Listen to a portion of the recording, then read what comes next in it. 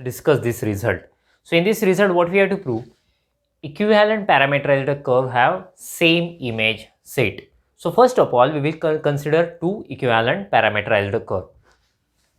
Let alpha defines from closed interval AB to Rn and beta defines from closed interval CD to Rn be two parameterized curves. Okay. So we will assume that alpha is equivalent to beta. Assume that alpha is equivalent to beta. You remember the definition of equivalent parameterized curve? So alpha is equivalent to beta. So therefore we can say there exists a diffeomorphism. Getting? So therefore there exists a diffeomorphism H from closed interval CD to AB such that alpha of H of S is equal to beta of S for all S belongs to closed interval CD. Okay, simply I use the definition.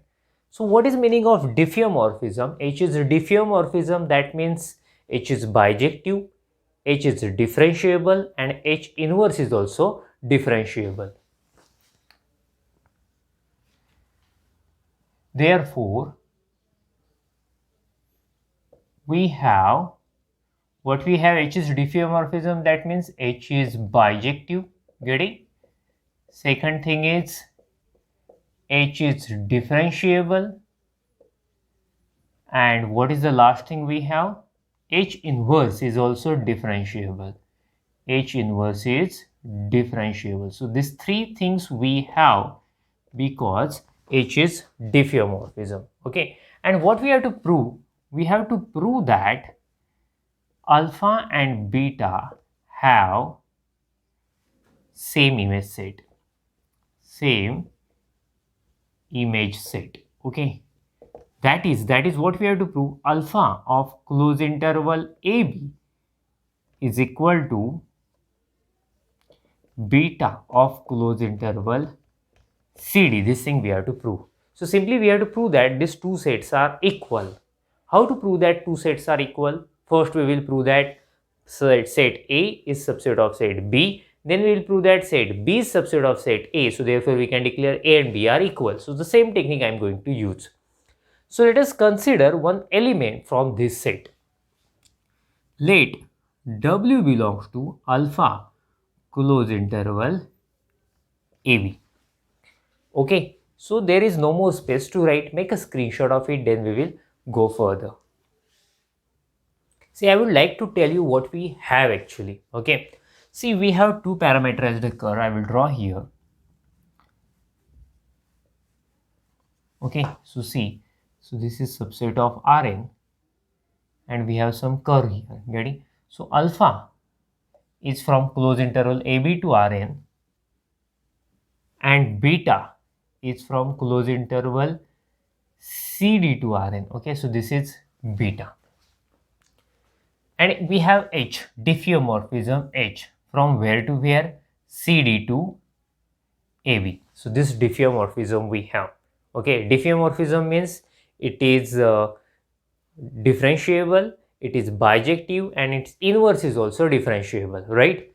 So what we have done, we have taken one W. We have taken W from image set of alpha. Okay, image set of alpha.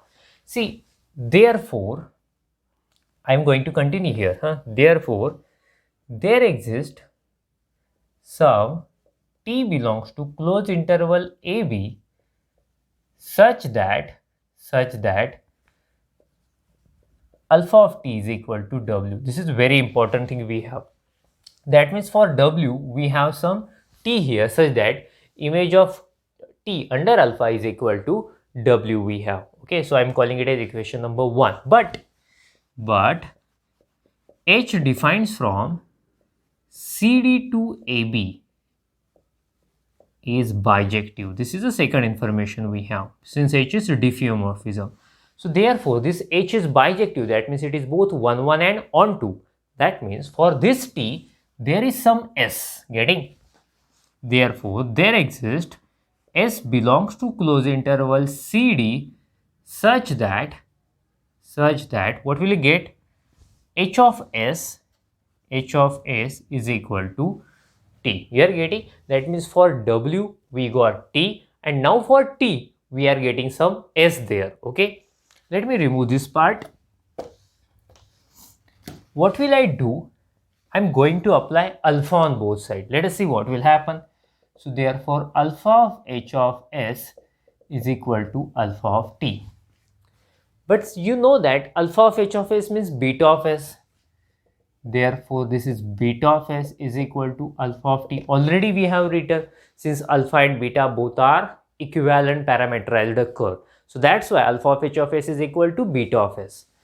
So therefore beta of S is equal to alpha of T. Alpha of T means what?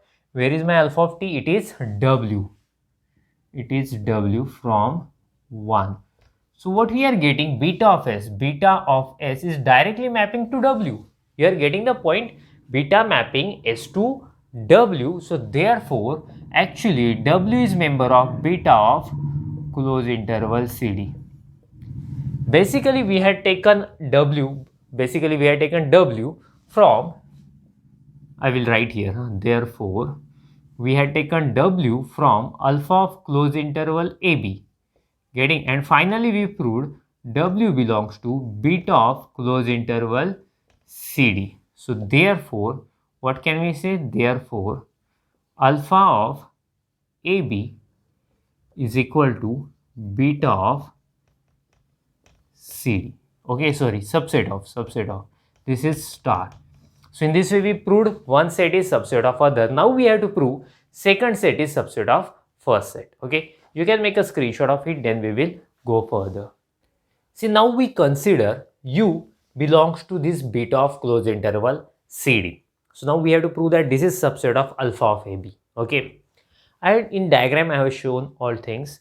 See, alpha and beta both are parameterization, one from AB to Rn and second from CD to Rn. Both of them are equivalent parameterization. So therefore there is a diffeomorphism H from CD to AB. Okay, so we are taking point U. Which is a member of beta of closed interval CD. So therefore obviously, there exists S belongs to CD. So that means there is some S which maps to U such that beta of S is equal to U. This is equation number 2. Okay, beta of S is equal to U. See, H is diffeomorphism. That means H is bijective, H is differentiable, and H inverse is also differentiable. So let us use that thing. We have H is bijective. So as H is bijective, H inverse exists. See, if function is bijective, its inverse exists, and that inverse is also bijective.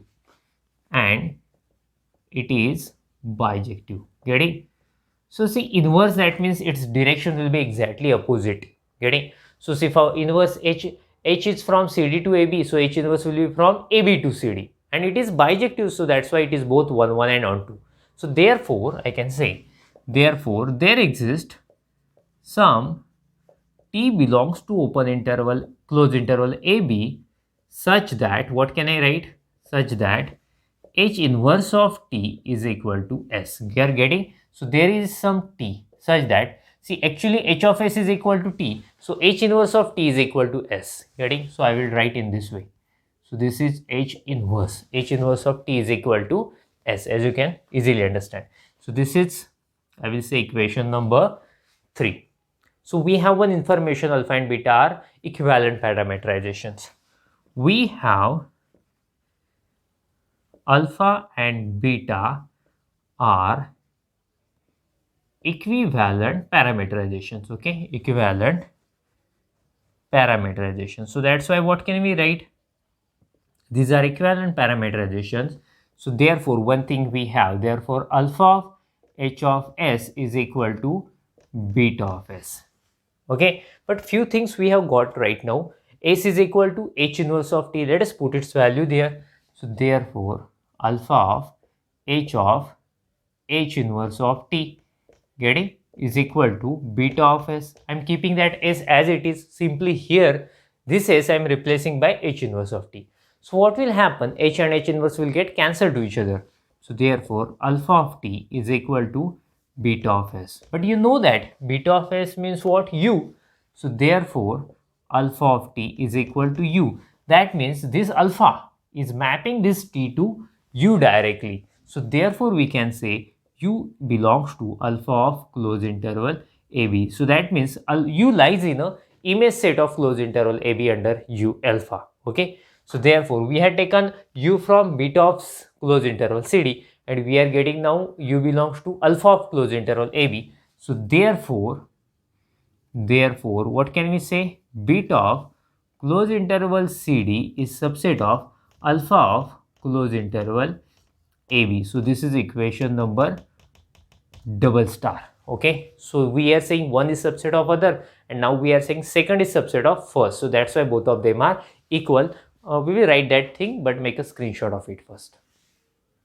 So if we combine star and double star, we get both sets are equal. So that means image of alpha and image of beta, both of them are same. So what is our conclusion? So our conclusion is, if we have two equivalent parameterized curve, so then their image set is same. Okay, you can make a screenshot of it, then we will go further. See, let us discuss the next part, that is converse of above theorem is not true. That means if two curves, okay, having a same image set, it doesn't mean that both of them are equivalent parameterization. So let us discuss these examples. Alpha defined from closed interval 0 to 2 pi to R2. Beta is also defined from closed interval 0 to 2 pi to R2. Alpha is defined as cos t comma sin t, but beta is defined as sin t comma cos t. There is very small difference. Getting? What is x? Cos t. What is y? Sin t. You know that x square plus y square, which is cos square plus sin square, is equal to 1. So this is equation of circle. In this case also, we are having x square plus y square is equal to 1. That means image of both curves is a unit circle. Okay, so I will mention here image set of both curves is the unit circle. It is a unit circle. Okay, center 0 0 and radius 1. So we know a very important thing. When we have two equivalent parameterized curve, then their endpoints are same. I should mention that thing here. We know that for two equivalent parameterized curve have same endpoints. Okay, same end point. So let us find their endpoints. Let us talk about alpha first. Alpha of 0. So we will have cos 0, which is 1, and sin 0, which is 0. Getting? After that, I will calculate second endpoint, alpha of 2 pi. Cos 2 pi is 1 and sin 2 pi is 0. So let us talk about beta now. Beta of 0, what will happen? Beta of 0, sin 0 0, cos 0 1, and beta of 2 pi, sin 2 pi 0 and cos 2 pi 1. Getting? So starting and ending point is 1 comma 0 here, but in case of beta, starting and ending point is 0 comma 1. So therefore alpha of 0 is not equal to beta of 0, and alpha of 2 pi is not equal to beta of 2 pi. So what I want to say, these two parameterized curve have different endpoints. So that's why we can say these are two these are not equivalent parameterizations. So therefore alpha is not equivalent to beta. Getting? So that means we are having two parameterized curve having same image set, a unit circle, but they are having different endpoints. That means they are not equivalent. So therefore converse of above theorem is not true. So you can make a screenshot of it. After that we will stop. Thank you. Bye bye.